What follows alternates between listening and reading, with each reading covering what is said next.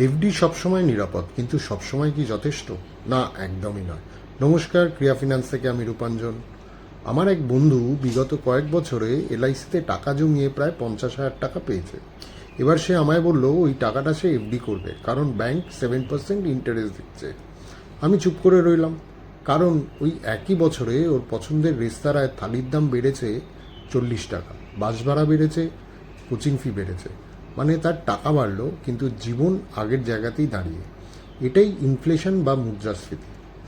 Inflation তোমার টাকা নেয় না, শুধু তোমার টাকার ক্ষমতাটাকে চুপচাপ নিয়ে যায়।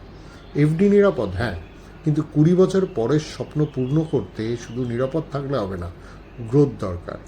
এর জন্য প্রয়োজন ইনভেস্টমেন্টের। তোমাদের কি মনে হয়, এফডি নাকি এসআইপি? এখন ভাবো, আজ থেকে 20 বছর পরে রিটায়ার করতে চাও, শুধু এফডি করলে টাকা থাকবে, কিন্তু সেই টাকায় আজকের মতো জীবন চলবে না।